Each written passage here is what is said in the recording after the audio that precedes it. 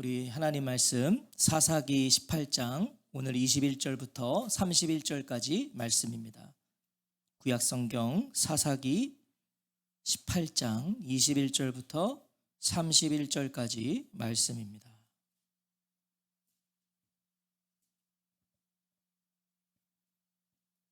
사사기 18장 21절부터 31절까지 말씀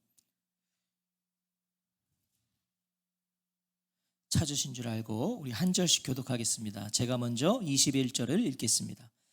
그들이 돌이켜서 어린 아이들과 가축과 값진 물건들을 앞세우고 길을 떠나더니 그들이 미가의 집을 멀리 떠난 때에 미가의 이웃집 사람들이 모여서 단 자손을 따라 붙어서 단 자손을 부르는지라 그들이 얼굴을 돌려 미가에게 이르되 네가 무슨 일로 이같이 모아가지고 왔느냐 하니 미가가 이르되 내가 만든 신들과 제사장을 빼앗아 갔으니 이제 내게 오히려 남은 것이 무엇이냐 너희가 어찌하여 나더러 무슨 일이냐고 하느냐 하는지라 단자손이 그에게 이르되 내 목소리를 우리에게 들리게 하지 말라 노한 자들이 너희를 쳐서 내 생명과 내 가족의 생명을 잃게 할까 하노라 하고 단자손이 자기 길을 간지라 미가가 단자손이 자기보다 강한 것을 보고 돌이켜 집으로 돌아갔더라.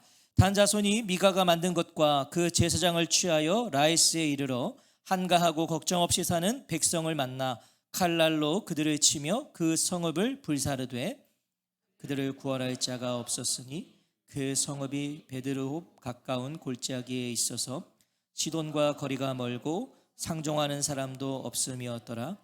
단자손이 성읍을 세우고 거기 거주하면서 이스라엘에게서 태어난 그들의 조상 단의 이름을 따라 그 성읍을 단이라 하니라. 그 성읍의 본 이름은 라이스였더라.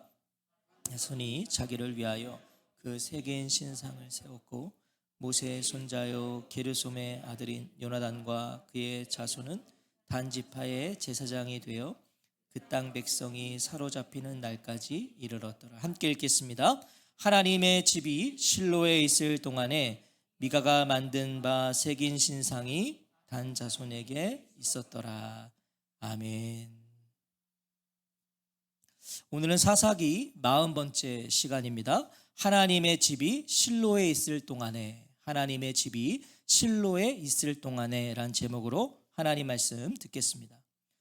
레위인 청년은 자신을 아버지와 또 제사장으로 삼고 아들처럼 대해주었던 미가를 배신하고 기쁜 마음으로 단 자손 가운데로 나아갑니다. 지난 시간의 이야기였죠. 배신했어요. 자기를 거둬줬는데 아버지와 제사장 삼아줬는데 그리고 아들처럼 대해줬는데 그런데 배신을 하고 어떤 마음이요? 기쁜 마음으로 단 자손을 따라갑니다. 20절 말씀이었죠. 그 제사장이 마음에 기뻐하여 에봇과 드라빔과 새긴 우상을 받아가지고 그 백성 가운데로 들어가니라. 한 사람의 집 제사장에서 한 지파의 제사장이 되는 것이 기뻤던 거예요. 더 커졌잖아요. 더 영향력이 커졌잖아요. 그 레위인 청년은요 직접 미가의 에봇과 드라빔과 신상을 자기가 챙겨서 이제 콧노래를 부르며 길을 나섭니다. 그게 오늘 21절이죠. 그들이 돌이켜서 어린 아이들과 가축과 값진 물건들을 앞세우고 길을 떠나더니 지난 시간에 말씀드린 대로요 라이스 정복을 위해 선발된 600명 외에도요 그의 가족들이 있었던 거예요. 21절이 그걸 말해주고 있는 거죠. 어린 아이들이 있었잖아요. 가족들이 같이 왔어요. 단자손은 어린 아이들과 가축 그리고 값비싼 소유물을 앞에 두고 이동을 합니다. 자, 왜 그랬을까요? 간단하죠. 미가의 추적을 염두에 둔 거예요. 미가가 따라오면 어린이들이나 이렇게 뒤에 값진 것들이 있으면 미가가 그걸 이제 다시 가져갈 수 있잖아요. 그래서 가장 앞에 두고 혹시라도 쫓아와서 공격할지 모를 그 미가를 대비해서 600명 중에서도 가장 강한 사람들을 제일 뒤에다가 포진시켜 놓고 지금 라이스로 가고 있는 것이죠. 자, 그리고 이런 단 자손의 예상은 적중해요.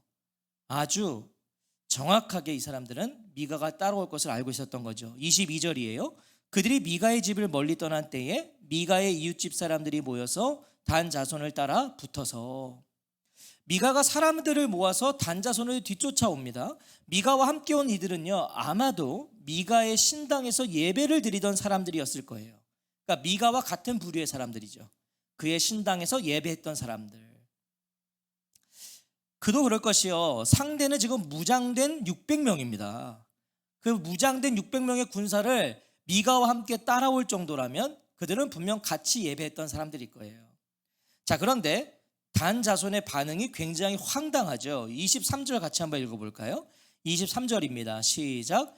단 자손을 부르는지라 그들이 얼굴을 돌려 미가에게 이르되 네가 무슨 일로 이같이 모아가지고 왔느냐 하니, 자, 단 자손의 반응이 어떤 것인지 느낌 오시죠? 지금 이런 거예요. 무슨 일이 있기에 이렇게들 모아가지고 왔냐는 거예요. 그러니까 뭐 어쩌라고 이런 거죠. 지금 뭐 어쩌라고, 야, 너 뭔데 이렇게 몰려왔어? 이렇게 하고 있는 거죠. 단 자손과 미가와 그 일행을 무시하는 거예요. 지금 너무도 당당한 모습의 미가는요, 더욱 분노하면서 말하죠. 24절인데요, 제가 세번역 성경으로 읽어볼게요. 세번역 성경이 더욱 실감나거든요. 이렇게 되어 있어요. 뭐요? 내가 만든 신상과 제사장을 빼앗아 가면서 무슨 일이 있느냐고요? 그게 말이나 되는 소리요? 나에게 남은 것이 무엇이요? 황당한 거예요 지금 미가가. 아니, 왜 왔냐고? 몰라서 물어? 자신의 신상과 제사장을 빼앗은 단 자손의 잘못을 조목조목 지적하죠. 니들이 내 거 다 가져가지 않았냐. 그런데 이때요, 미가는요, 자신도 모르게 중요한 사실 하나를 실토합니다. 자기도 모르게 한 거예요. 뭐였어요? 내가 만든 신들과 제사장을 빼앗아 갔으니. 미가의 신은 뭐예요? 미가가 만든 신이었다는 거예요. 자기가 만들었다고 실토했어요. 하나님은요, 사람이 만들 수 있는 분이 아니죠. 하나님은 사람을 만드신 분이에요. 사람을 만드신 분인데 사람이 어떻게 하나님을 만들겠어요?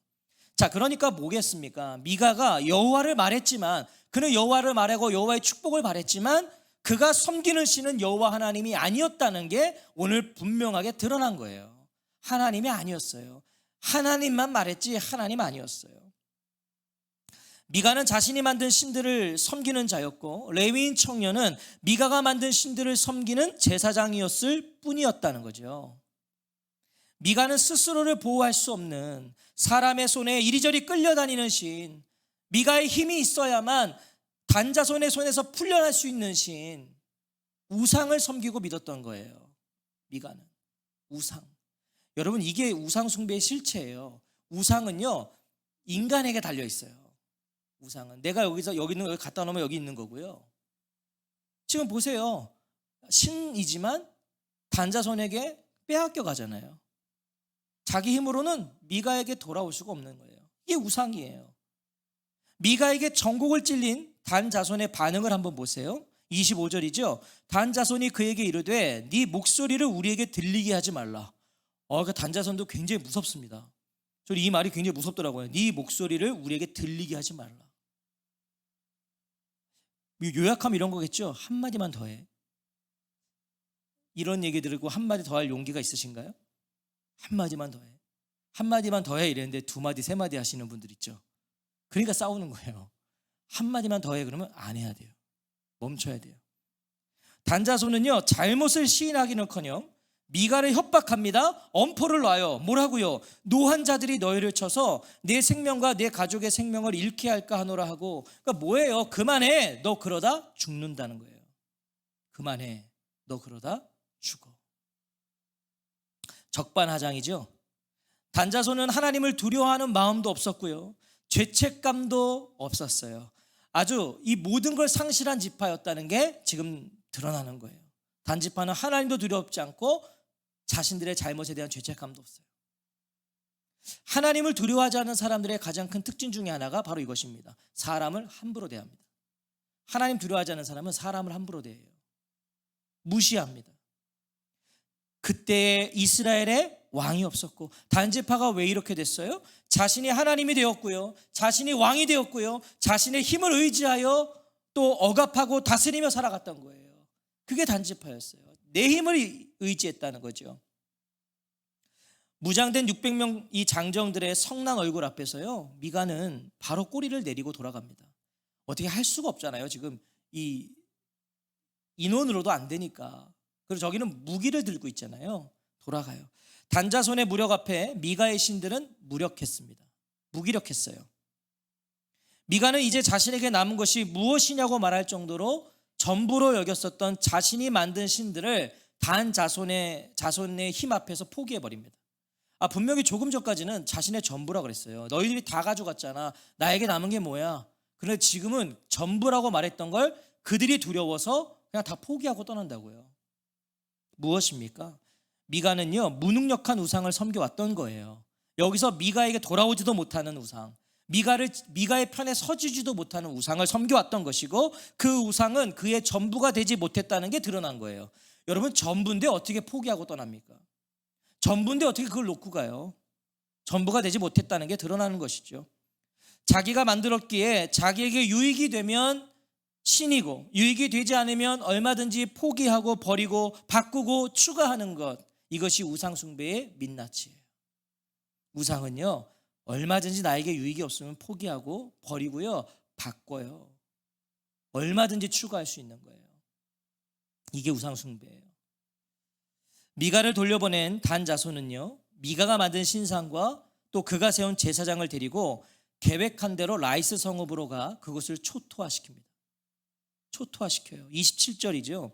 단 자손이 미가가 만든 것과 그 제사장을 취하여 라이스에 이르러 한가하고 걱정 없이 사는 백성을 만나 칼날로 그들을 치며 그 성읍을 불사르되. 여러분, 이 27절만 봐도요, 단 자손은 굉장히 극악무도합니다. 단 자손은요, 분명 평화롭게 살고 있었던 라이스 성읍을, 여러분, 라이스 성읍은 계속 평안하다고 소개되고 있어요. 한가하다, 걱정 없다, 이게 평안했다는 거예요. 이 성읍은. 그런 성읍을요, 어떤 경고도 없었어요. 협상도 없어요. 그냥 무차별적으로 공격한 겁니다. 우리가요, 그래도 뭐 눈이라도 마주치거나 뭐 이렇게 좀 부딪혀야 시비도 거는 거예요. 지금 이건 뭐냐면요, 요즘에 사회적으로 큰 문제가 되는 묻지마, 폭행, 뭐 이런 거죠. 지금 뭐 아무 이유 없이 그냥 치는 거예요. 그런데 더 큰 문제는요, 이런 악한 행위를 단자손은 지금 여호와의 전쟁으로, 거룩한 전쟁으로 여겼다는 겁니다. 이 말도 안 되는 극악무도한 무차별적인 공격을 여호와의 전쟁으로 여겼다고요. 단자손이. 어떻게 할 수 있냐고요. 칼날로 그들을 치며 그 성읍을 불사르되 라고 되어 있죠. 이것은 여호와의 전쟁을 묘사할 때 사용되었던 표현입니다. 구약에서 보면 이거는 여호와의 전쟁을 묘사할 때 표현했던 거예요. 신명기 13장 15절과 16절을 보면 너는 마땅히 그 성읍 주민을 칼날로 죽이고 그 성읍과 그 가운데 거주하는 모든 것과 그 가축을 칼날로 진멸하고 또 그 속에서 빼앗아 차지한 물건을 다 거리에 모아놓고 그 성읍과 그 탈취물 전부를 불살라 내 하나님 여호와께 드릴지니 그 성읍은 영구히 폐허가 되어 다시는 건축되지 아니할 것이라. 이게 여호와의 전쟁이에요. 이스라엘이 가나안을 정복할 수 있었던 이유가 뭐죠? 여러분, 이스라엘이 왜 가나안을 정복할 수 있었어요? 하나님이 왜 이스라엘로 가나안을 정복하게 하셨죠? 가나안의 죄를 심판하는 하나님의 도구가 이스라엘이었기 때문이에요. 그래서 그게 가능했던 거예요. 하나님이 이스라엘을 도구로 가나안의 죄를 심판하신 거예요.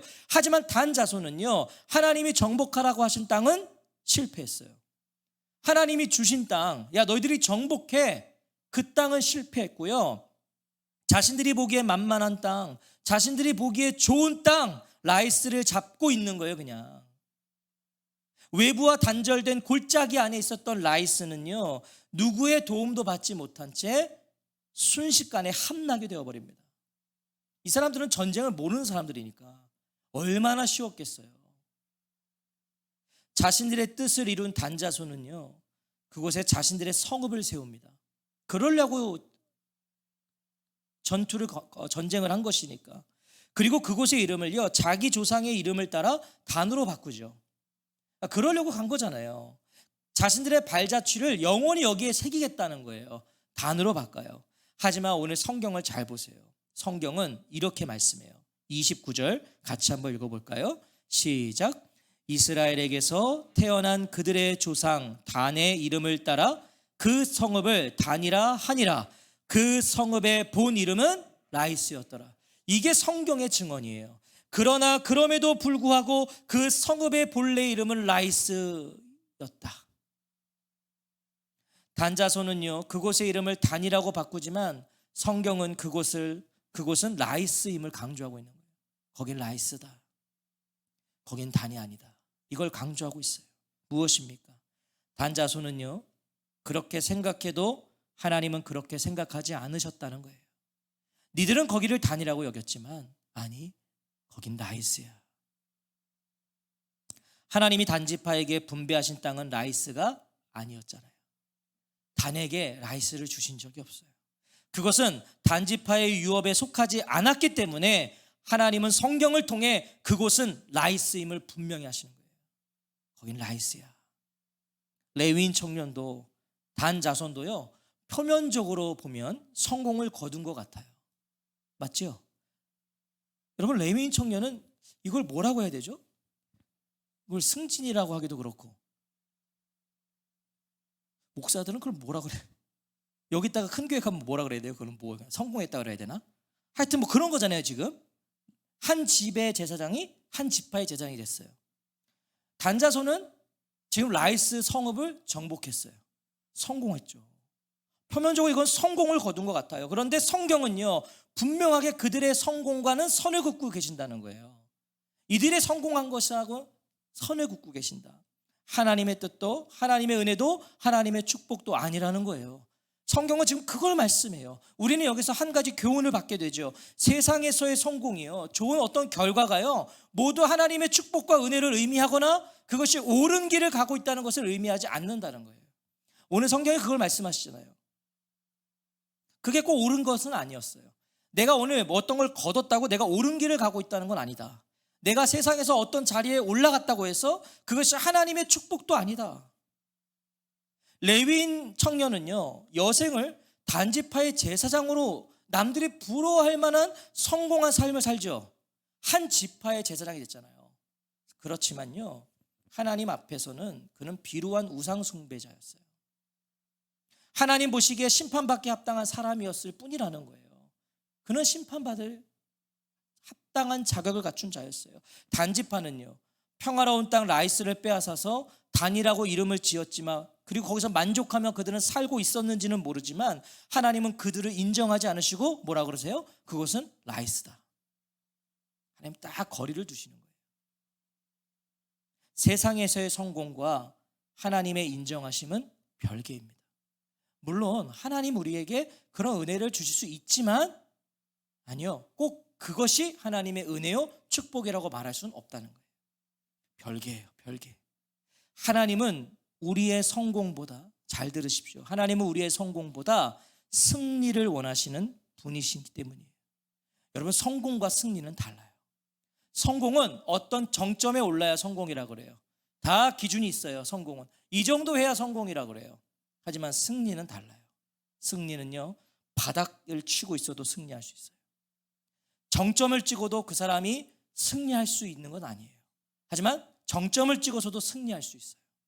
바닥에서도 승리할 수 있고 정점에서도 승리할 수 있어요. 성공과는 다른 것이에요. 하나님은 승리를 원하세요. 승리. 라이스를 점령한 단자손이요, 가장 먼저 한 일은 30절에 보세요.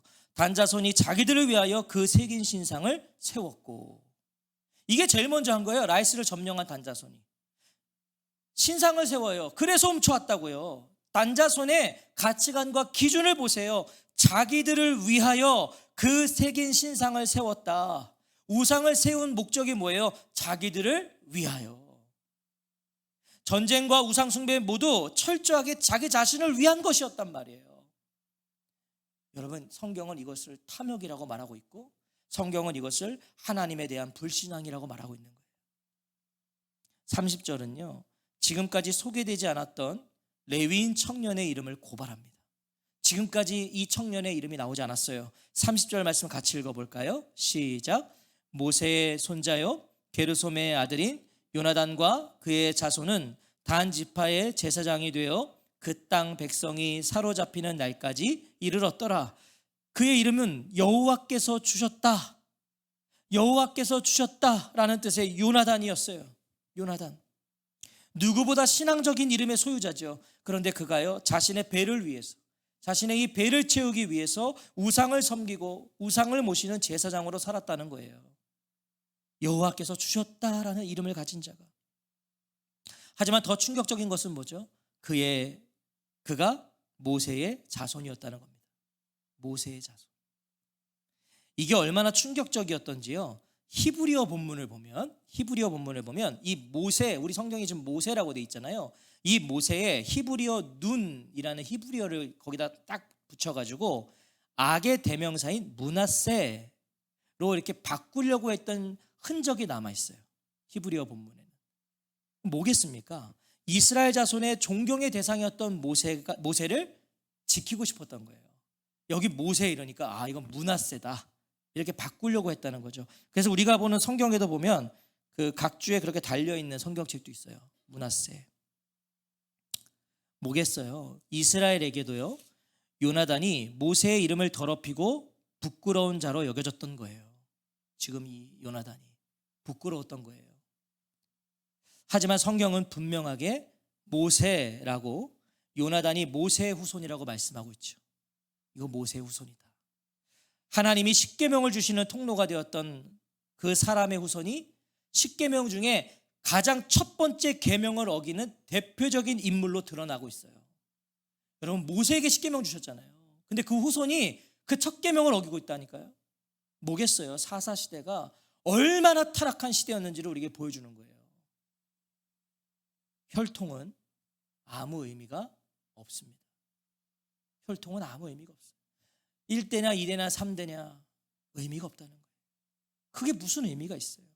모세의 가문이 우리에게 그걸 말해주고 있잖아요. 모세의 가문이 1대 2대 3대 무슨 의미가 있는가? 한 세대는 복음을 알았어요. 그런데 다음 세대는 복음을 당연시 여겼고요, 그 3세대는 복음을 잃어버렸다고요.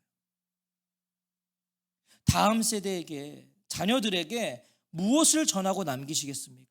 우리 삶이 되는 교회는 다음 세대들에게 뭘 남겨줘야겠어요? 우리는 집에서, 가정에서 자녀들에게 뭘 남겨주겠어요?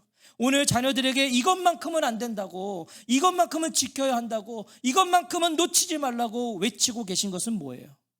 우리 여기 부모님들 계신데 오늘 자녀들에게 이것만큼은 안 돼, 너 이것만큼은 지켜야 돼, 너희들이 이것만큼은 놓치지 마, 이거 외치고 있는 게 뭐예요? 오늘 뭘 외치고 계세요? 우리가 가장 중요하게 여기는 것을요, 자녀들도 가장 중요한 것으로 여길 거예요. 내가 가장 중요하게 여기는, 여러분, 우리 자녀들이 우리를 다 보고 있잖아요. 내가 정말 중요하게 붙잡는 걸 그들도 중요하게 여길 겁니다. 썩지 않고 더럽지 않고 쇠하지 아니하는 한 가지를 전수하시기 바랍니다.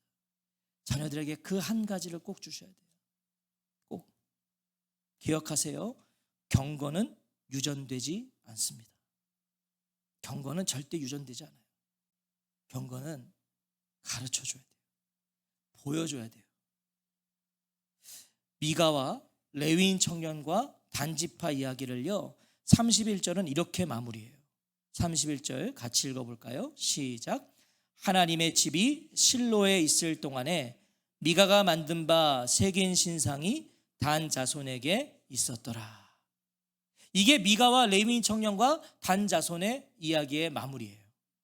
사사기에서 실로가 처음으로 언급됩니다. 실로에 하나님의 집이 있었음에도, 실로에 하나님의 집이 있는 동안에도 단지파는 뭘 했다고요? 미가가 만든 우상을 숭배했다. 실로에 하나님의 집이 있는데, 하나님의 집이 있는 동안에도 이들은 우상을 숭배했다. 이걸 말씀하고 있는 거죠. 실로에 가야 함을 알았어요. 이들이 왜 모르겠어요? 알죠. 이스라엘인데 실로에 가야 되는 걸 알아요. 갈 수 있었어요. 하지만 그들은 신당을 만들고 우상을 섬긴 것입니다. 하나님은 하나님께 나아가고 하나님을 예배하고 하나님과 함께 사는 것을 가능하게 해주셨는데, 실로에 하나님의 집을 두셔서 그걸 가능하게 해주셨는데, 미가는, 레위 청년은, 단지파는 그 길을 걷지 않았다는 겁니다. 여러분, 갈 수 있는데 안 간 거예요. 거기서 예배해야 되는 걸 아는데 안 간 거래요. 그냥 라이스에 신당 만들고 거기서 우상 숭배한 거예요. 사랑하는 성도 여러분, 사사기 17장과 18장의 결론이 무엇입니까? 17장과 18장의 결론이 뭐예요? 미가는요, 에브라임 산지에만 가면 모두가 들릴 수밖에 없는 호화로운 집들과 신당을 가졌어요.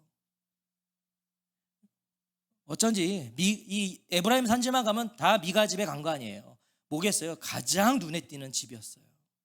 가면 가장 화려하고 아주 웅장한 신당이 있던 거예요. 그래서 다 거기 들린 겁니다.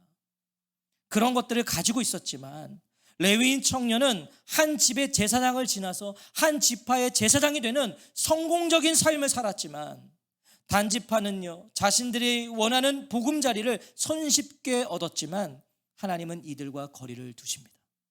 거리를 두세요.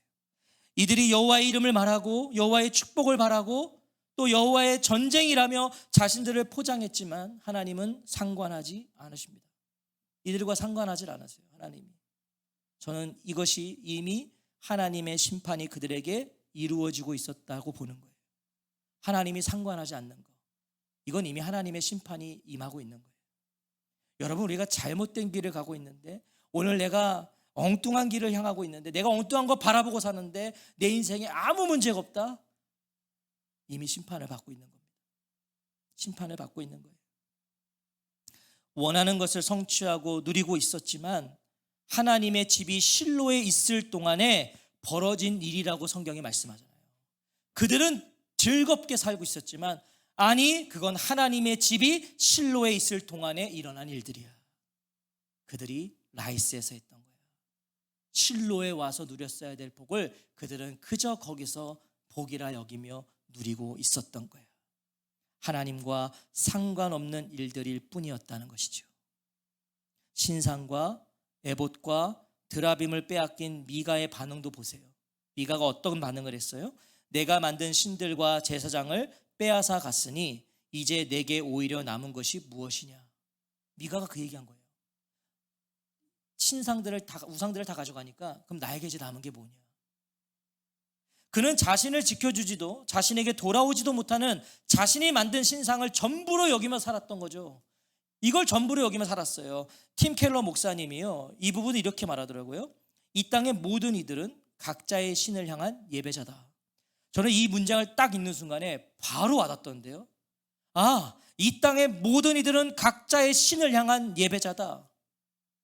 모두가 스스로 만든 신을 섬긴다는 겁니다. 모두가 자기들이 만든 신을 섬기고 있다.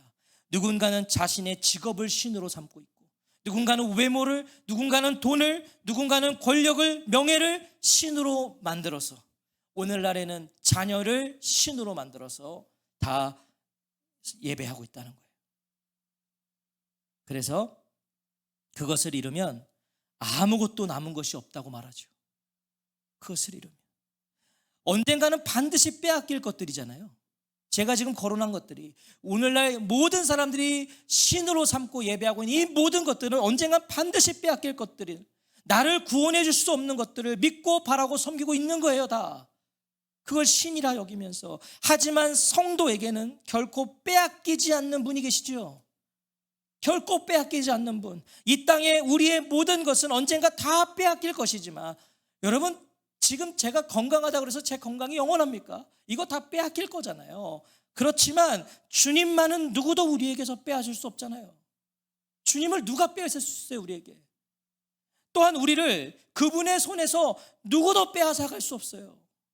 여러분, 나를 누가 빼앗아가요? 주님 안에 있는 나를. 여러분, 그건 질병도 고난도 죽음마저도 우리를 주님에게서 빼앗을 수가 없는 거예요. 내가 만든 신들과 제사장을 빼앗아 갔으니 이제 내가 오히려 남은 것이 무엇이냐.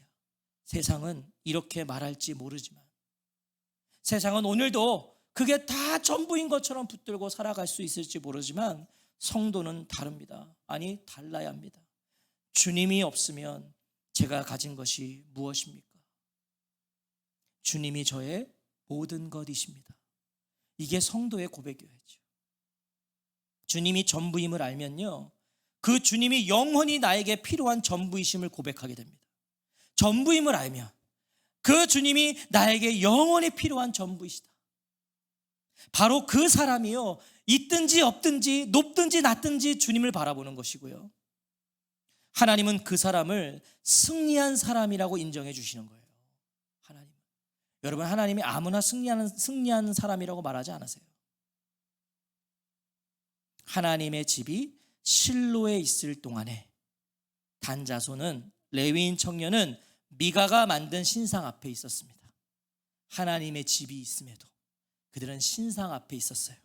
오늘 저와 성도님들은 이 땅을 살아가는 동안에 누구 앞에 있고 누구를 향하고 있고 누구를 모시며 섬기고 계십니까? 오늘 누구를, 무엇을 두려워하고 계시고 누구를 붙잡고 계세요? 누구를? 중심과 방향이 하나님께 있고 오늘도 시선을 하늘에 두어서 하나님이 상관하시고 하나님이 인정하시는 삶이 이 땅에서 승리하는 인생이라는 것을 기억하시기 바랍니다. 여러분, 하나님 바라보고 있어야, 목 놓아 하나님 보고 있어야 하나님이요, 그 사람 상관하시는 거 아니겠습니까? 여러분, 하나님은 계속 우리를 보고 계신데 맨날 엉뚱한 것만 보고 있으니 하나님이 그를 상관하시겠습니까? 아니, 상관하셔도 모르는데 하나님이 인정하실 수가 없는 거예요. 여러분, 우리가 부족하도 조금 연약해도 하나님 계속 바라보고 있으면 하나님이 그 사람 상관해 주세요. 상관해 주세요. 저와 성도님들의 생애가 성공이 아닌 승리하는 인생으로 드려지기를 주의 이름으로 축원합니다. 저도 오늘 설교를 준비하면서 소원이 생겼어요. 하나님, 저요 승리하는 목사가 되고 싶습니다. 목사로 승리하는, 이 땅에서 목사로서 제가 승리하는 사람 되고 싶습니다. 저와 성도님들 모두 성도로서 승리하는 하나님의 사람들이 되십시오. 높든지 낮든지 그건 상관이 없어요. 승리하고는 상관없는 거예요. 높아도 하나님 바라보지 않으면 그 사람은 타락하는 것이고, 낮아도 하나님 바라보지 않으면 그 사람 타락하는 겁니다. 그런 건 상관이 없어요. 하나님 바라보면, 하나님을 주목하며, 하나님이 상관하시고 하나님이 인정하시고, 그게 승리하는 삶입니다. 오늘 이 밤에 우리의 간구가 그것으로 결론되어지고 열매 맺어지기를 간절히 소원합니다. 우리 같이 찬양하고 기도하겠습니다.